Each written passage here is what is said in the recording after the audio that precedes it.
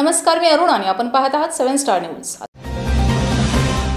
खानापूर तालुक्यात पावसाने जुलै महिन्यामध्ये सरासरी ओलांडली आहे। तालुक्याच्या पश्चिम भागात जोरदार हजेरी लावली आहे, तर उर्वरित भागात तुरळक प्रमाणात आहे। आळसंद ढळेश्वर तलाव पाण्याने तुडुंब भरले आहेत।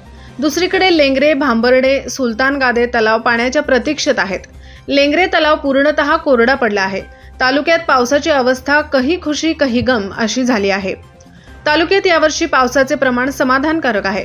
तालुक्यात 20 जुलै अखेरीस सरासरी 260 मिलीमीटर नोंद झाली आहे।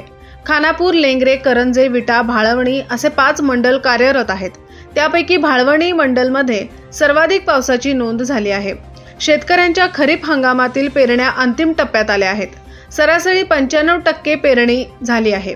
पेरणीसाठी पुरेसा पाऊस आहे, परंतु तलावामध्ये पाणीसाठा होण्यासाठी जादा पाऊस होणे आवश्यक आहे, तरच तलावामध्ये पाणीसाठा होईल।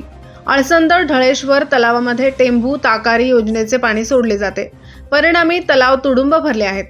तालुक्याच्या पश्चिम भागात पावसाचे पाणी प्रमाणात जास्त आहे।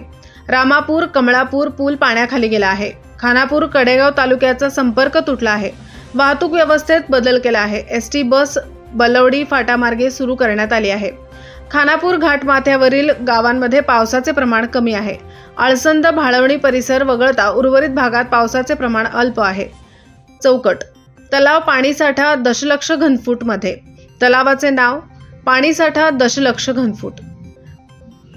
भांबर्डे 6.50, वेजेगाव 28.36, भाकुचीवाडी 184.04, आळसंद 40.26, पारे 24.85, ढळेश्वर 49.26, सुलतानगादे 9.64।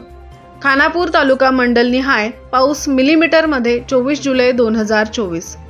खानापूर 121.7, करंजे 99.8, लेंगरे 90.2, विटा 107.6, भाळवणी 171.6, सरासरी पाऊस 118.2।